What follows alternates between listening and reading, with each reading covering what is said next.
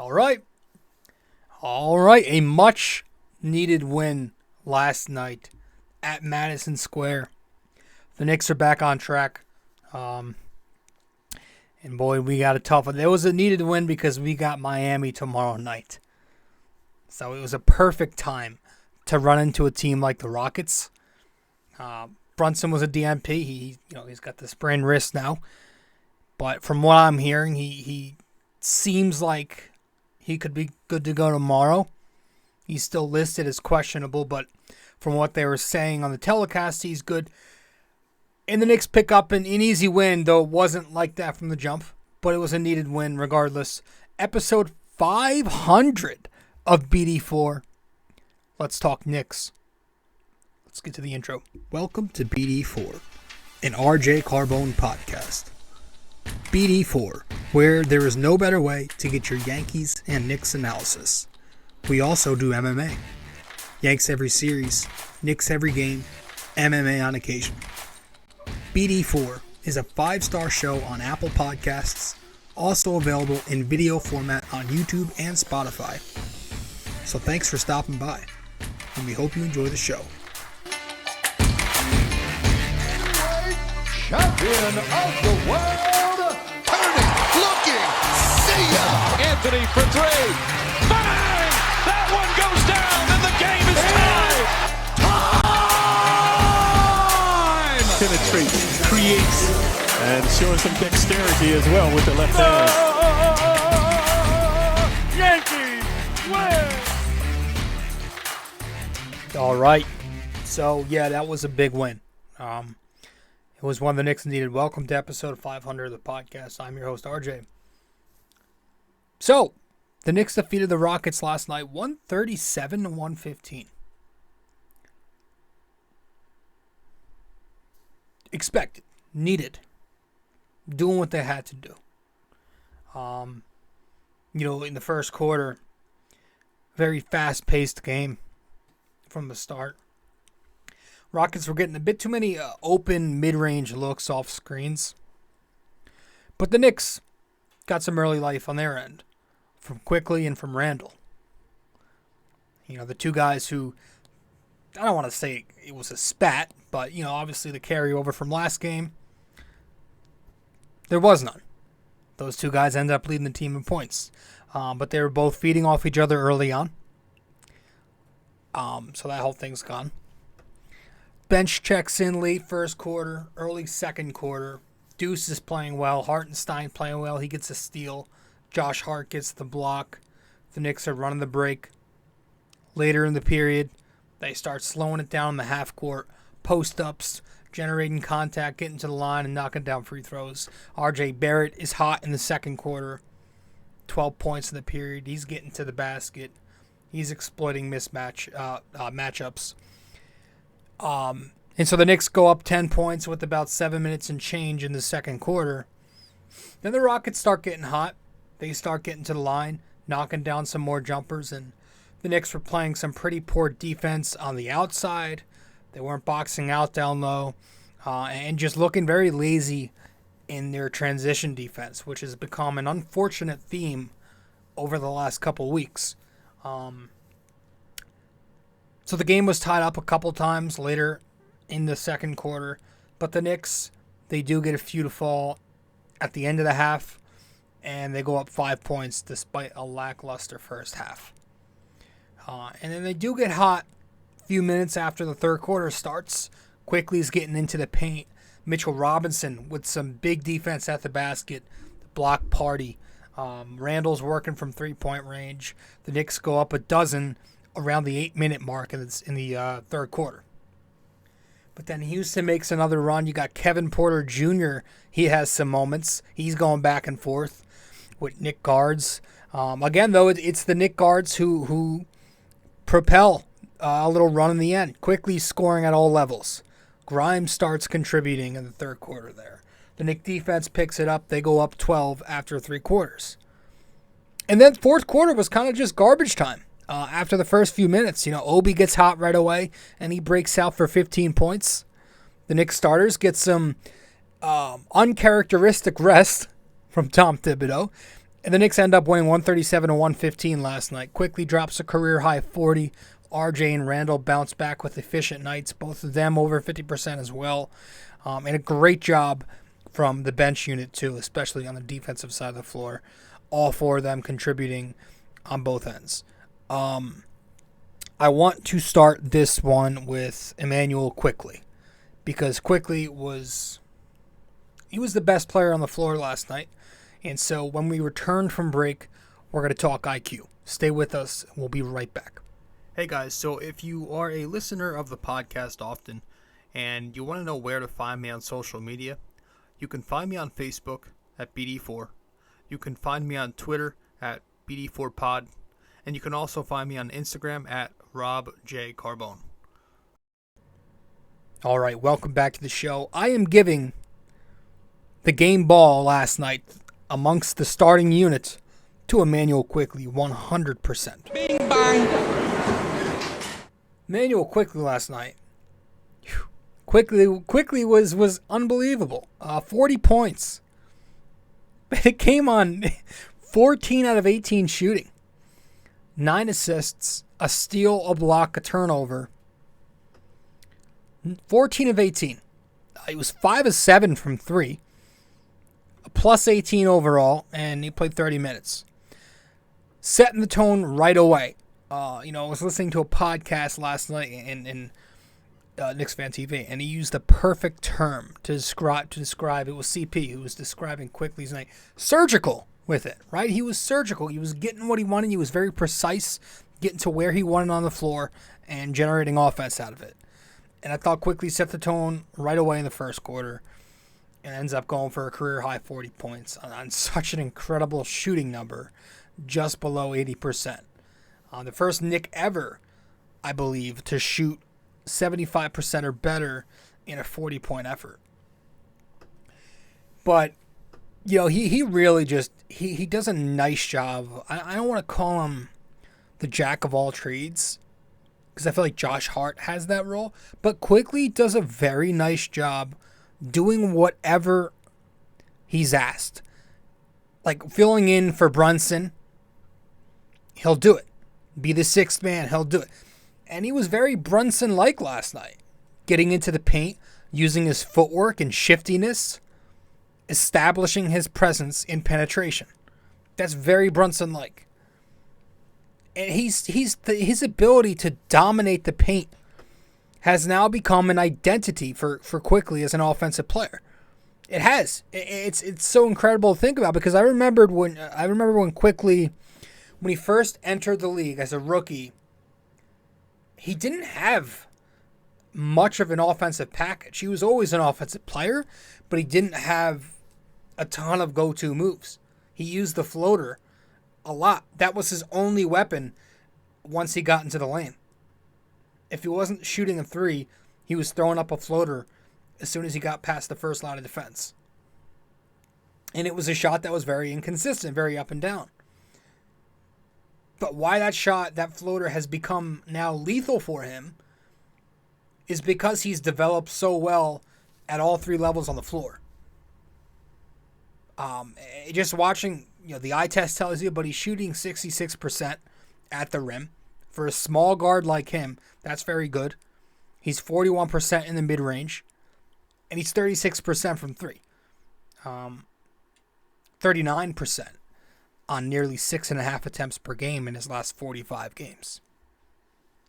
But one of the things you notice is that he's developed a mid-range jump shot to complement that floater once he gets into the paint.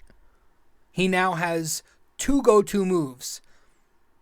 If he's not finishing down the restricted area, he's got two moves to go to. Now he's got the jump shot and a floater. He's got a move to go to outside of the runner when he's in that 10 to 15 feet area. And it's such a big difference to his efficiency. And just as a point guard, his playmaking, his shot creating, how about the development there? He's done very well improving on the ball. that conversation should be over by now. Whether or not he can play point guard, is he more a two? Is he just a tweener, a combo guard? There are definitely some things he can work on, but you can't tell me he can't play point guard anymore. You can't tell me that. He can play point guard. The Knicks went from having 0 point guard depth to having arguably 2 starting point guards, if we're being completely honest. So Quickley's point guard play has been great. Great shot selection last night and great decision making out of the pick and roll. His first 2 assists on the night came out of the pick and roll with Robinson. He lobbed one up to Mitch early on, and then he kicked out to RJ Barrett later on the perimeter. He used the pick and roll with Hartenstein as well. He used it to find Grimes. Found Grimes a number of times last night in the second half. But yeah, he's just been a really good ball handler. And one of the things people always forget about Quickley when they talk about him as a ball handler is he's very efficient. He doesn't turn the ball over. Last night, 9 assists to 1 turnover. In 75 games this year, he's not had a single 5-turnover game. He's had 25 games where he's not turned it over at all. He's had 64 games where he's turned it over twice or less. He's just very efficient. He's turned into such a solid player. He's obviously the 3rd best player on the Knicks. I don't think that's debatable anymore. But what I love even more is how good he is in his role. He does so well at his role. If he's asked to start, again, he'll do that no problem. If he's asked to slide over to the 2 guard when Brunson's on the floor with him, sure, he'll do that just fine. And I feel like that, if anything, that should work in his favor and not against him if we're talking 6th Man of the Year award, because it shows versatility, right? It shows he can be both. And I feel like that counts as a skill from a 6th man. I think Brogdon's probably going to get it. His numbers are slightly better in the major categories. He does have a much higher 3-point percentage. Quickley also has a lot more games played. So that works in his favor. But I think Brogdon's probably going to get the edge because Boston has been consistently a number 1, number 2 team in the conference this year. But the fact that we can even have the conversation about Quickley being a 6th man, it means nothing but good things for the Knicks. This is the 25th pick in the draft we're talking about. And he's developed into a starting level player. So credit to Thibodeau for progressing Quickley's development here. By the way, for the angry Twitter betas who think Thibodeau's been this evil head coach towards the youth. Remember that narrative? Yeah, no. Quickley has developed very well under him, as have a few other guys. But you watch this kid Quickley play, man, and I hate to sound like all cliche, but he does play with such a poise. The confidence he plays with, it helps you be comfortable when you're watching him at the end of games. Because he's a guy who should, honestly, he's a key cog at the end of games. He should have the ball more. Like, it doesn't always have to be Brunson, God forbid, Randall handling the ball late. Quickley is honestly, he should be the true secondary ball handler. If both him and Randall are on the floor together and Brunson's off the floor, Quickley should be the ball handler. He can handle those duties very well. I couldn't help but to think negative last night while I'm watching Quickley, because that's what I do. But I'm just thinking to myself, it's going to be very difficult to keep this kid. Because you heard the recent comments. He wants to start someday. He made that known, and I get it. Who wouldn't? It's like relief pitchers in baseball. Your aspirations are never to be the backup. You want to go for the big thing, right? Mariano Rivera came into the league as a starting pitcher. But, other teams are going to offer to pay him a whole lot. And the Knicks are going to have to make decisions on paying guys soon. And if Quickley wants to start, it'll be interesting to see how they handle that next season. I know Grimes is probably the guy most people think of as going to the bench, maybe. But honestly, moving RJ in the future to the bench, if he's still on the roster, God forbid, I have no problem trading him. But, if RJ is still here, does it cause too much noise to move him to the bench? Does it look bad? I don't give a shit about that. It can help the team. I feel like lower usage RJ can help the team. I think he plays well with the bench. He runs the transition more. Having IQ at the 2, slide Grimes up to the wing. Grimes at wing, Quickley at 2, Brunson at 1. I don't know. I hate that fantasy shit. I hate looking too far ahead like that, but it popped in my mind. It's going to be very interesting. He's eligible for extension at the end of the year, which the Knicks can extend him. But after that, his second contract that he gets will be the one that you could very well see him leaving the Knicks. But the Knicks defense, I want to talk about the Knicks defense as well when we return, because I thought they had an interesting night defensively last night. I'll be right back, though. We'll talk about it in a second. BD4 is located on many different platforms. You can listen to the podcast on Apple Podcasts, and if you do there, be sure to give us a 5-star rating and review. You can listen to it on Spotify, but you can also watch the podcast on both Spotify and YouTube. BD4 is available on many other platforms as well. All you got to do is search it up. Apple Podcasts, Spotify, YouTube, and much more. So, last night for the Knicks, they gave up 115 points. It's not a ton today, but the Rockets are, a 15-win team. It's kind of annoying. In the first half, mostly, there were defensive issues. The Knicks defense in the point of attack wasn't very good. You had Houston getting right past the perimeter and straight into the paint. They scored 58 points in the paint, 29 free throw attempts. The rim protection was at times poor. The pick and roll defense was at times poor. I hate to say it because he had a nice bounce back night.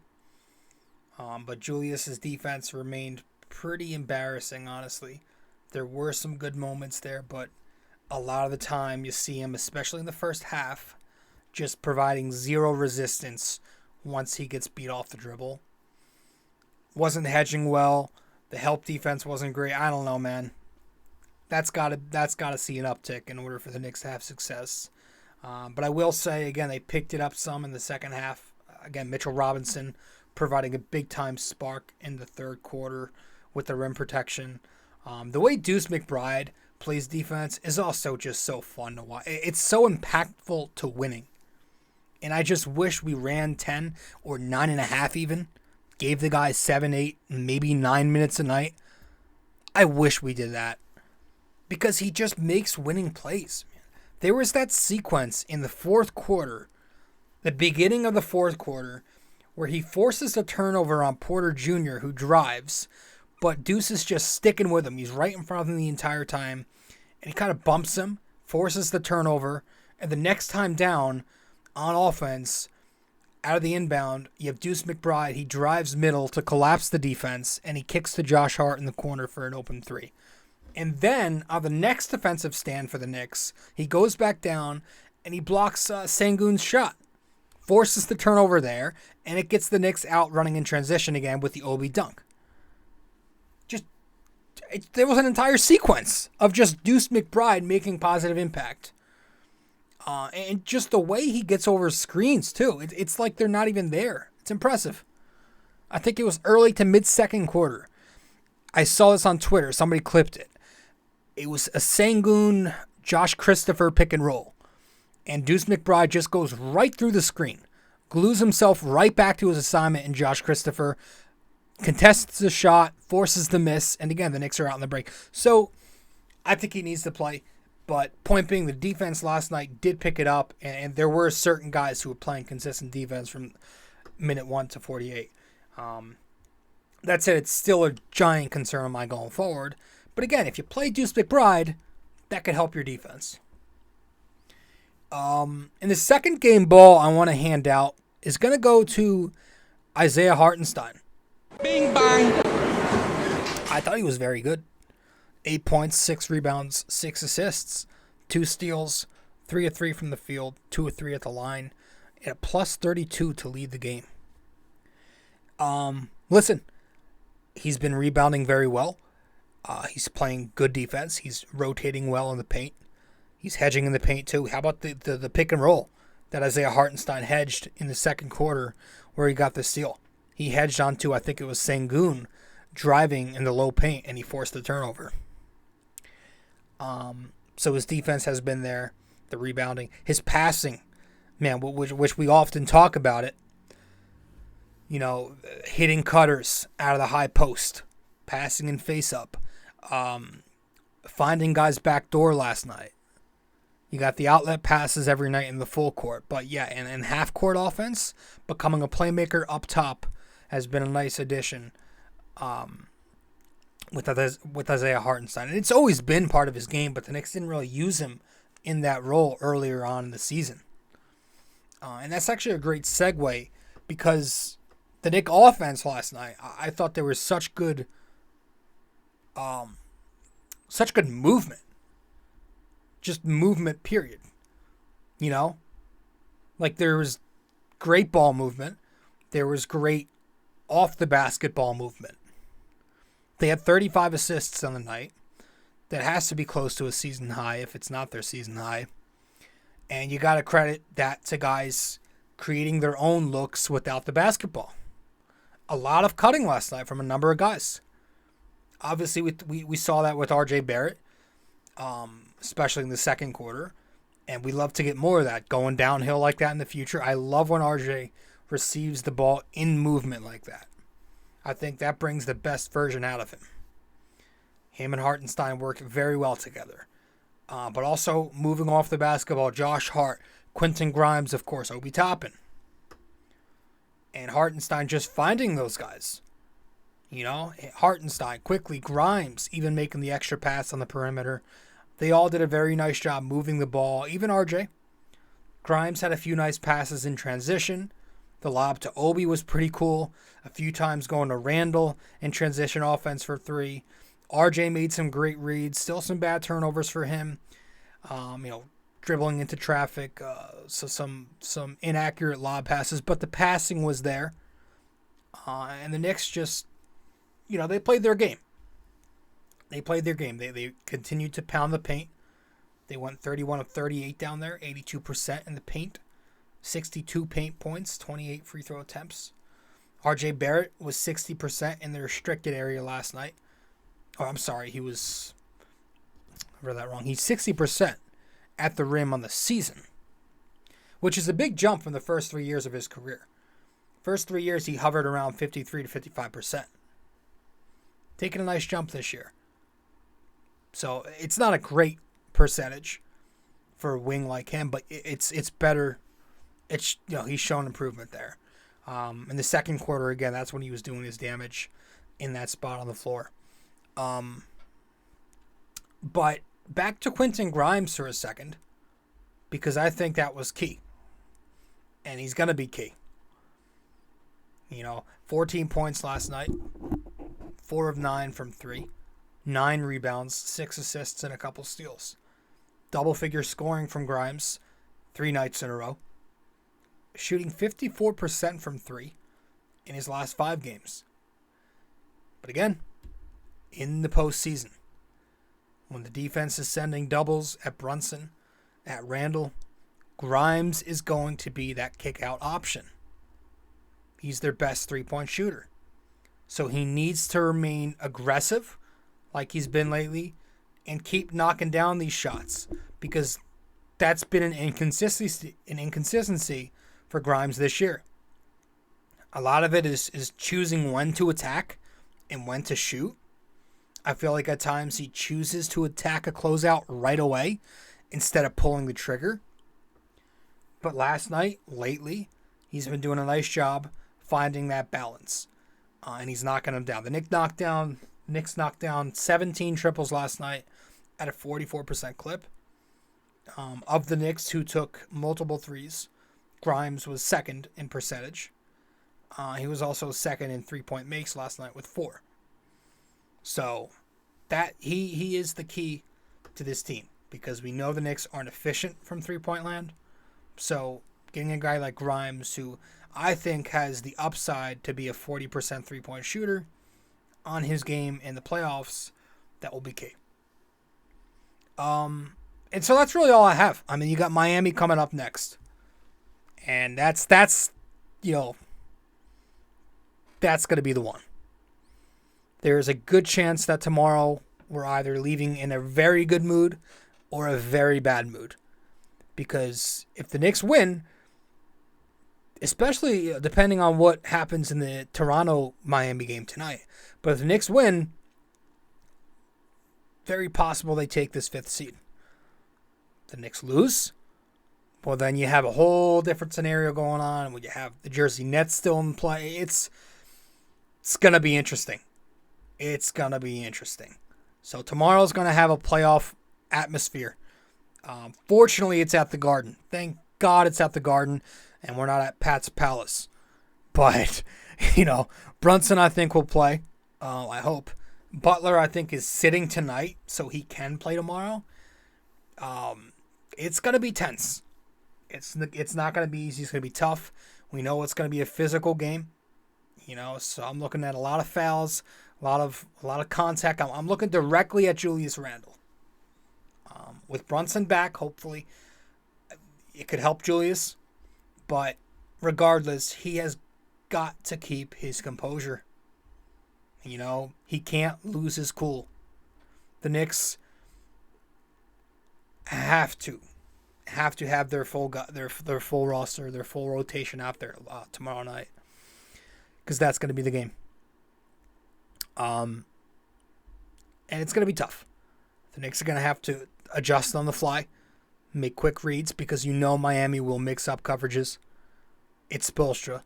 They trap, they zone. If they have to, they'll blitz the pick and roll. The Knicks have to have their heads up, and they have to be aware. And I'm looking at Randle tomorrow night. He's going to have to keep his composure. It's going to be physical. There's going to be a lot of fouling, a lot of no calls. There are going to be a lot of no calls. So, Jimmy Butler's going to get his free throws. You know that. But I think having this game being played at the Garden makes me more comfortable. But I'm telling you, man, if this game, there's not going to be an in-between. There will not be an in-between after tomorrow night. We will either leave tomorrow very happy, satisfied, or we will leave tomorrow very pessimistic about some things. So, that's it. Let's head to our final break, get back, and we'll wrap it up with our trivia. Stay with us. Be right back. We also have a website now for BD4. If you go to BD4blog.com, you can find the blog, the podcast links, and also where to find me on social media. Just go to BD4blog.com. Studio 69 Productions is a podcast production agency created by Leo Rodriguez to allow content creators to market their podcast. It's an online platform that will market your podcast or any other project that you're working on. Get in touch with Leo Rodriguez from Studio 69 Productions. You can find Studio 69 Productions on Instagram at Studio69NJ. Studio 69 Productions, where dreams are heard and born.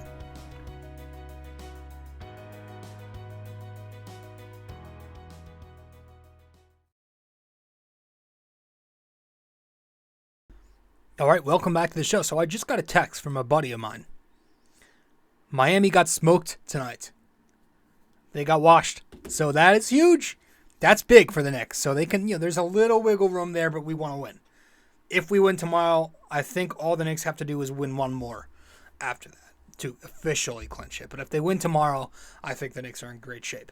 So that's good. Miami lost against Toronto. That's huge. Wow. All right, let's get to our trivia. Wrap this up.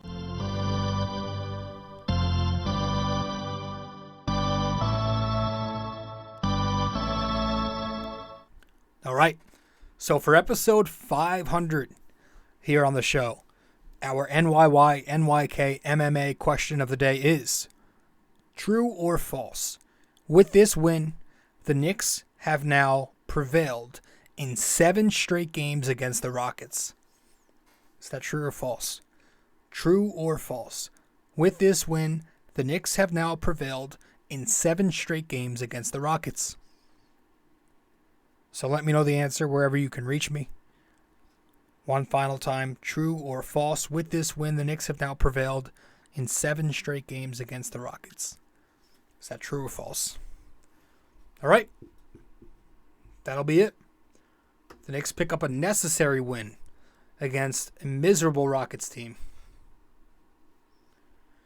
So we'll see what happens after that. Miami's going to be huge. And Miami is tomorrow night. I want to see what time that game is. Be nice if it was a normal 7 p.m., 7:30 p.m. 8 p.m.s I don't love because I've got class in the morning. Tomorrow night, Wednesday, 7:30. Good. And it's at the Garden.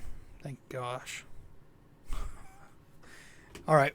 We might have a Yankees episode out tomorrow. I'm going to try to get one up before opening day on Thursday. But if not, I'll have our first podcast following the Yankees' first series of the year. And we're going to be on schedule. We're going to have Yankees episodes every series. After every series, we'll do our recaps. And we'll talk about the state of the team. So I'm excited for the Yankees season. You know, I have my expectations of what will probably happen. But, you know, it's the beginning of baseball season. And it's always a fun time. All right. The Knicks win. They bounce back. Much needed bounce back. And again, tomorrow night is a big one, to say the least. Later. This episode was brought to you by Anchor.